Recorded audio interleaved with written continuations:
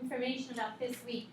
This morning, posted to Google Classroom, and also Remind was the assignment sheet for the week. So test on Thursday. Today we'll cover the last little bit of the material with Chapter 1. And today will definitely be newer, but it uses review concepts and kind of combines them together. So we're going to take inverse functions, composite functions, and kind of do them together. So we'll be finding composite of inverse functions and inverse functions with composite functions. Tomorrow, the entire 40 minutes will be dedicated towards reviewing for your Chapter 1 test on Thursday. There is a review worksheet that is part of your homework tonight, and that review worksheet is on page 41 of your packet. You're asked to do numbers 1 through 10 to get a kind of a start on that review. There's actually 2 separate review worksheets. The last 3 pages of your packets are all review worksheets. So lots of review worksheets. But if you look at page 41, numbers 1 through 10 would be the start of the review. There's some book homework tonight, and that book homework tonight would then cover the material that, like the new material we're going over in class today. Okay, maybe 43. Page do you have there? I think it's 43. I'm sorry, page 43. I should have wrote it down up there. I was expecting myself to like remember it all day. Yeah. So we're doing 11. No, 43. Well, I mean, you could do 11 too. Like, I mean, if you're feeling crazy, you could do 11. That one extra problem on the bottom of the page. You'll do it the next night, but you might as well finish the whole page because I bet some of you are like, that would drive you crazy not to do that number. Yeah. So tomorrow review. Wednesday we'll continue to review. But part of Wednesday we'll also be going over completing the square. So understand that Wednesday the first part is question and answer about review topics for Thursday's test, but the other part is to review completing the square. And I have 3 examples on Wednesday that will go over reviewing completing the square. Because our second chapter starts with quadratic functions, and completing the square is the basis of kind of getting a quadratic function into graphing form. So that's what we'll be starting. We're going to be using completing the square 3 separate times throughout the year to get a function in a specific form to graph. All right, so looking at the graphs here, can anybody interpret what letter A is asking you to do? Or just explain what letter A is asking you to do? Ellen? You're plugging 1 into the g of x, and then you find the y value, and then you take the y value you get and use the x value in the other graph. Awesome, perfect. So what is g of 1, Allie? 2. 2. So your final answer is 2, is that what you're saying? Yes. So g of 1 is 3. So she said you're finding that y value. And then you use that y value, which weirdly becomes your new x value, and you look at it in your other graph. So you're finding the inside number. The value of 1 is 3, and then you're looking that up on your other graph. So that answer should have been 2. The second one says f plus g of 3, which is really f of 3 plus g of 3. So you could look at it 2 different ways. So kind of using what we did, Maggie, f of 3 is, and g of 3 is, and you get a 3. Letter C, similar to A, starting with the inside, you're looking up f of 0. Ellie, f of 0 is 4. And then when you go to the G graph and you look up 4, you get 0. And then the last one asks you to divide. So you're taking f of 3 divided by g of 3, which we already did for letter B. So we had f of 3 being 2, g of 3 is 1, and now you're just dividing those answers instead of adding. Questions with interpreting a graph? Yeah. So they're meant to be easy. Don't make it harder than it has to be. Just look up the answers in the graph. So today we're going to talk about inverse functions again, and composite functions, a little bit with composite functions. So if you just flip to the next page of your packet, actually I lied. 36. Page 36. Oh, you were on 36. Okay, well, I'm just not going to call up numbers anymore. Just turn a couple pages till you find this page here. Apparently my brain has too many numbers in it today. 40. I did. I don't know because I was on 36.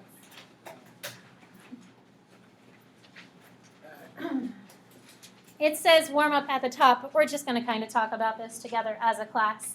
It's a Monday. Yeah, right? Oh. It's only Monday. So we had two separate functions. And our goal is to find the inverse of f with the composite of the inverse of g. That's what that means.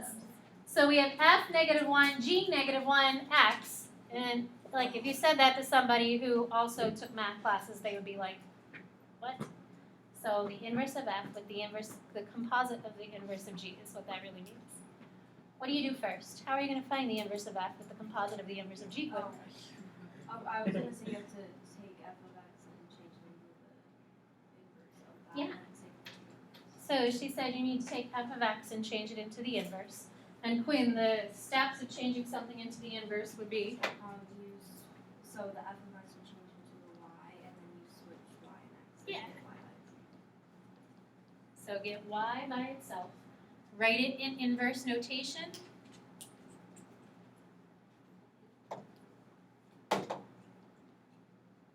So here's the inverse of f, which makes sense if my original function of adding one, the opposite of adding is subtracting.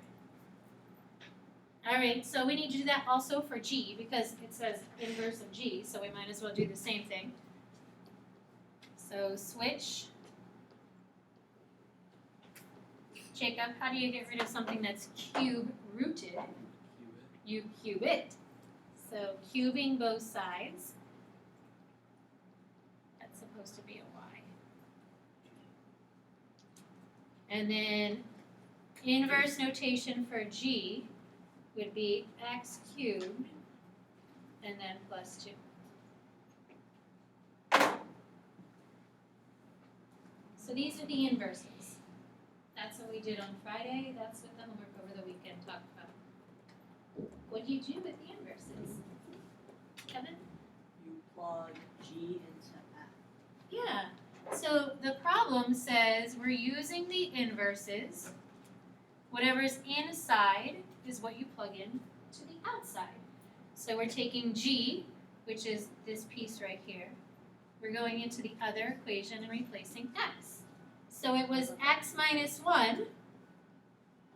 Well, here's x, and then minus 1. So x minus 1, Kevin simplifies to, X cubed plus 1. right, x cubed plus 1. Kevin. Can you factor that? Oh, you could. I don't know if I did it right. I did it, but I don't know if I did. Did you use SOAP? Yes. Excellent. I just don't know. Wait. Okay. So Kevin wants to factor it. If you just want to tune them out, you can. But Kevin, how would you factor it? I just didn't remember if the first parentheses was squared or if it was just bases. Just the basics. Okay, so it's x plus 1 and then x squared minus x plus 1. Yeah. So a squared, b squared. The SOAP part means same sign, opposite sign, always a positive sign. So Do we have to learn No. to read it right? you guys are like, please say no. So I really have to remember that SOAP stuff already. Not quite yet, but soon. It's not yet. Nice job, Kevin. Questions? Anybody have a favorite soap? Lavender scented? All right, so the two problems at the bottom of this page deal with functions being one-to-one. So a graph has to be a function first to have an inverse. But not all inverses have functions. So the first question says determine whether the function is one-to-one. If it is, find its inverse. If you have the function f of x equals x minus 2, don't go to your calculator. Use your brain. Yes, you do. Otherwise, you wouldn't be here. Lucky I'm in the wrong classroom. I don't think so. What type of graph do you get from x minus 2? Katie? Yeah, we get a nice V. So, Katie, how does the graph move? It goes to the right. Yeah, so we have a V. The V is shifting right 2. So I'm going to shift my V to the right 2. And then up 1, right 1, up 1, left 1. It has the same slope on each side, it's just one is negative, one is positive, hence the V. Negative slope, positive slope connecting together. So Katie, as it's graphed, is this 1 to 1? How do you test it for 1 to 1? Right, so vertical line test is a function, horizontal line test is 1 to 1. This is not 1 to 1. Except that it gives you this little piece yet that actually is part of the problem. And that says that we want the graph for x being less than or equal to 2. So we have the whole absolute value graph, but we're going to only keep the part where x is less than or equal to 2. Which piece are we keeping, Katie? Yeah, the left part of it. So magically, my graph that was not 1 to 1 is now 1 to 1. And that's what we do with a lot of the functions, because most functions don't have an inverse as is. Every parabola fails. Any polynomial that is beyond the basic x cubed plus 1. So if it was x cubed plus x squared plus 3x plus 1. It's going to go like a curve, and it's not going to pass the horizontal line test. So very few of them actually do. To force pieces, or to force a graph to pass the vertical line test, horizontal line test, we pick a piece of it. Kevin. So the homework, some of the problems that you find it, if it's one to one algebraically, how would you do that? Oh, you didn't need to do the algebraic part. Yeah. Didn't need to do that. So, I would go into the explanation, but we can talk later. You should look in your book. You just had to do the graphing part. Okay. So now that it passes, it says to find the inverse. So we are going to go to the original equation, change x and y, just like we would before. And now you have to think absolute value back to chapter P. How do we solve an absolute value equation? Chapter P, what did we do to solve absolute value? So you have to separate them into two different equations, one with x being positive and x being negative. Yeah, so to get rid of the bars, you separate it, you keep x positive, or you keep the equation the same. You make x negative, and that accounts for the negative slope, the positive slope. But we're not using both, because we didn't keep both. Quinn, which equation do you think we would use? Which side do you have? The left side. Does the left side have a positive slope or a negative slope? So then we would keep the equation that represents the negative slope. So you're not using both. We chose the left piece. We're using the equation that corresponds with the left piece. And then you solve for y. So we would take the 2 to the other side, write it in inverse notation. So the inverse of the piece of our absolute value function is negative x plus 2. Questions?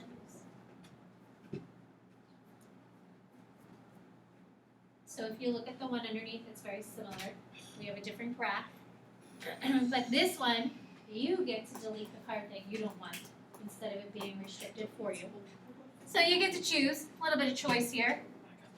So graph your function without relying on the calculator. 1 minus x squared. Mackenzie, what does a graph of 1 minus x squared look like? A parabola. What's happening with this parabola? So it's negative, it's going to go down. What's the 1 do in front? It moves it up 1. So the 1 in front moves it up 1. The negative sign makes it go down. So instead of it being a positive parabola, it's a sad parabola today because it's a Monday. So again, not 1 to 1. It's a parabola. Doesn't pass the horizontal line test. Mackenzie, which part would you like to delete?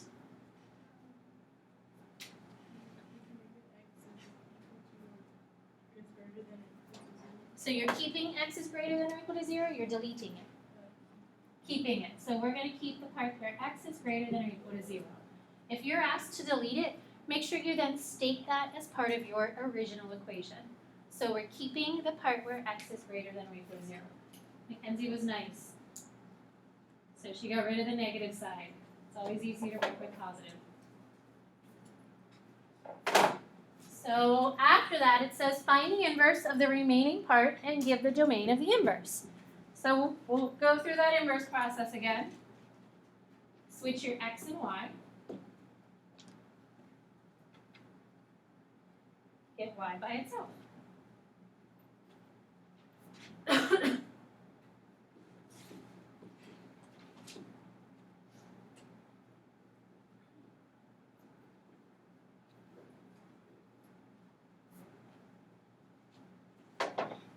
What happens when you take the square root? Because you're solving for something that was squared. Emma. You get a plus or minus.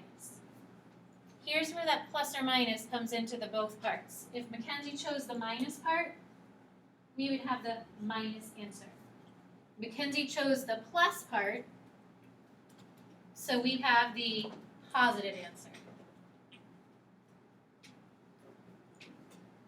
So we have the plus, which you don't have to put there, but we have the positive answer because we have the positive side.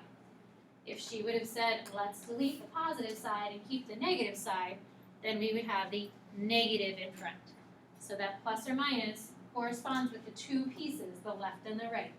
You have minus side, you have to have the minus in the answer for the negative side. Questions? The other part of this, before you flip, said to find the domain. So a little review of the domain. You've got a square root. What numbers can't be in the square root? Negatives. So what must make this positive?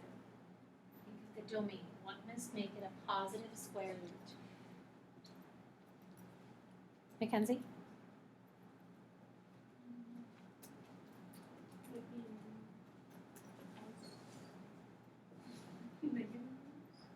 Negative numbers, yeah, because you have a minus in front of the x. So we have to plug in negative numbers to keep it a positive value. So that means we would have negative infinity. And then what's the biggest number you could put in there, Mackenzie? You could put a 1 in there.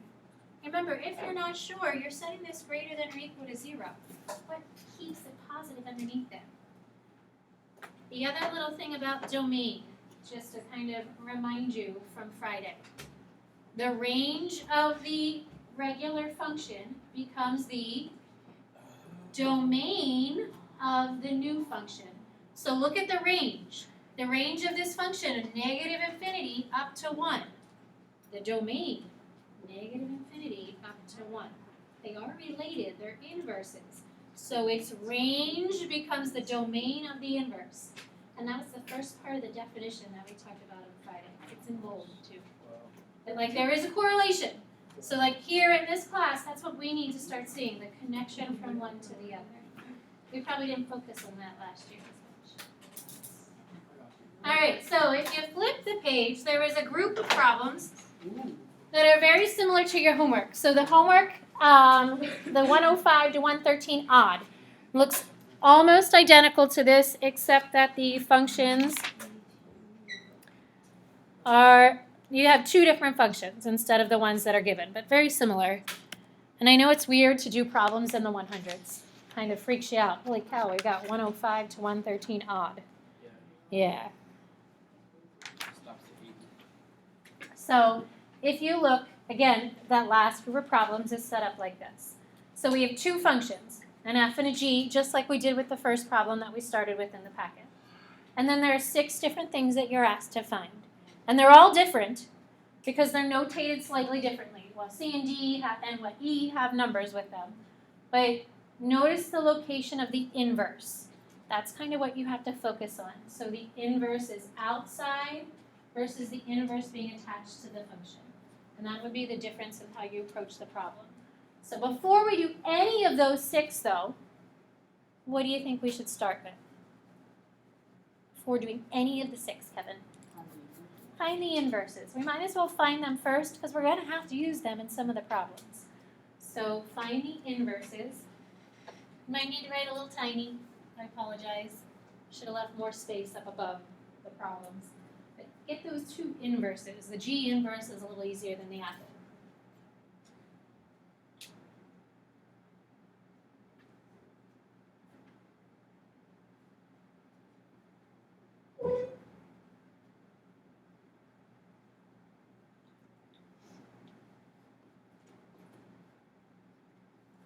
And don't forget to write it using that inverse notation.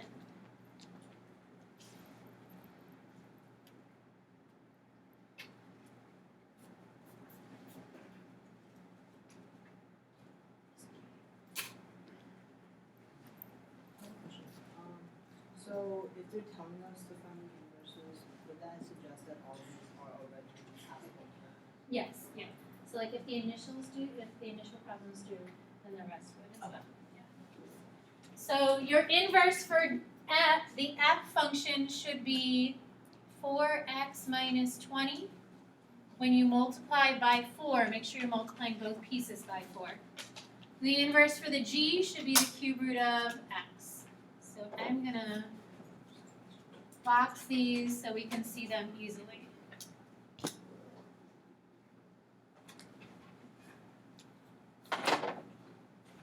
Careful with that 4. Make sure you're multiplying it through both pieces. So starting with the first one, looking at the notation. Inside parentheses, that's that composite notation, the f of g of x. Outside is the inverse notation. So what do you think you would do first? Maggie?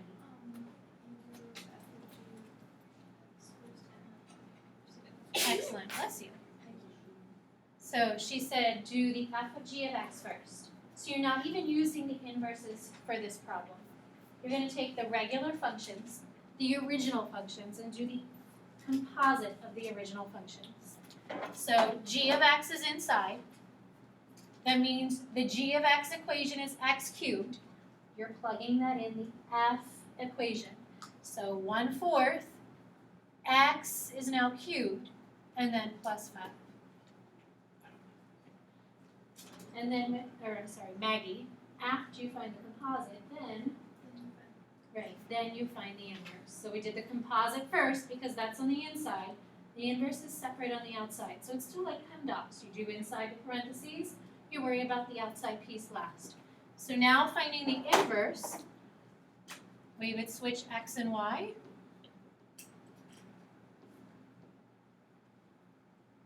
And then we get y by itself.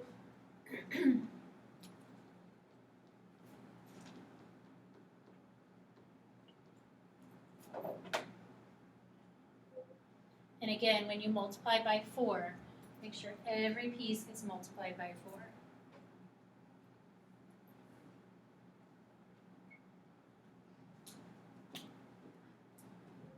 So you should end up with the cube root of 4x minus 20.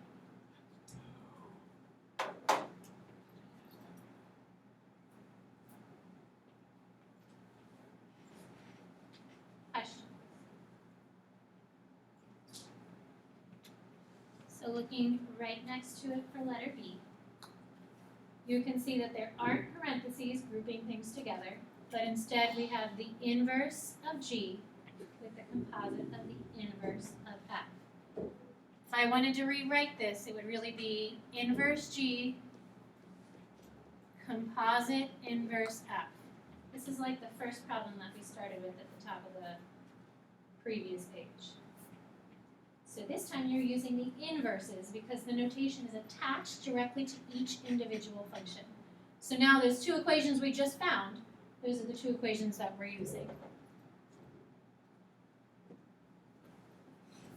So you're taking the f function, you're plugging it for the inverse of f, you're plugging it in for the inverse of g. What do you end up getting? You end up getting this same answer. So looking at the two different ways of the notation, you actually get the same answer. And that'll happen any time that they're kind of like notated oppositely like that. Questions on those two? So looking at the middle two, these are using the same function. So we have the inverse of f with the composite of the inverse of f. Again, if I wanted to rewrite it, I'd say the inverse of f, the inverse of f, and then inside we have a 2 to plug in. So you're using the same function. You're taking that answer and plugging it back into that function. So Odette, what do you do with the 2?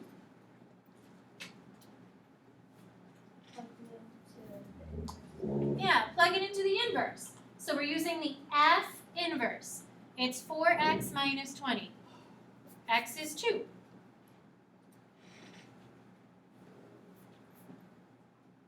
Odette, what is 4 times 2 minus 20?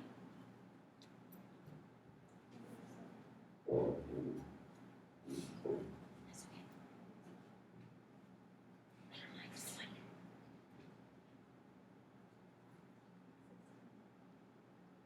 How about 12? All right, Odette, I'll ask you one more question, then I won't ask you anymore. What do you do with the negative 12 now? The same thing. You plug it into the same thing. So you're taking this answer, you're plugging it in for F a second time, because that's what the F outside means. So you're using the same inverse.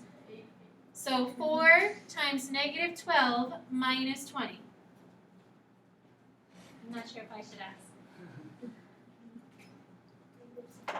Negative 68. Kevin. Could you have found the composite of inverse of F and then plug it into? Sure. That's what I did. Oh, I'm sorry. Yes. So you could have ignored the 2. You could have found the composite of the inverse and then plugged in the 2 at the end. I did it like a way more complicated way, but could you? I'll come back and see what you did. Okay. See if you can do letter D. Either way you want to do letter D. Totally up to you. Because I just did, like, obviously that works, I got the same. Oh, yeah. But, yeah, I That just works, plugged yeah. So F you did into it. Yep, and then yep. two. Nope, that's fine too. Okay. No, I would say that's good. Okay. Because it's like a lot more steps than whatever. It you is, put there. yes, but whatever you feel comfortable with. Because I'm not doing this. So again, you're using the inverse of G, and whichever method you choose to use. So I just like starting with one function and then taking that answer and plugging it again. But it's kind of your personal preference. So if I do G of negative 1, I get the cube root of negative 1. What is the cube root of negative 1? Negative 1. And then you take that number and you plug it in a second time. So you get the cube root of negative 1, which is still negative 1. We'll stop with letter E. We'll do this last problem here. So letter E says the inverse of F, the inverse of G, and then 3. This was similar to the first problem, except now we have a 3 to plug in. Whatever your personal preference is. If you want to do the composite part first without plugging in the number, that's fine. So the middle part, keep it exact. Don't use that crazy calculator. Plugging in a 3 to the cube root of x, just like I plugged in a negative 1. We can't take the cube root of 3 without getting a decimal. And then you take this answer and you plug it in for the inverse of f, which was 4x minus 20. Or 4 cube root of 3 minus 20. Exact is always better. Anytime you're in doubt, keep it exact. Don't use calculator. Questions for Deb? No. Okay. Any other questions? So again, the 105 to 113, like this. 81 and 83 are like the two where you get to pick a piece to keep, and then you're finding the inverse of that portion that you have. And there's a couple of review problems in your packet. Hopefully those review problems are pretty straightforward because you've taken a test and a quiz on those concepts. So hopefully you can work through those pretty confidently.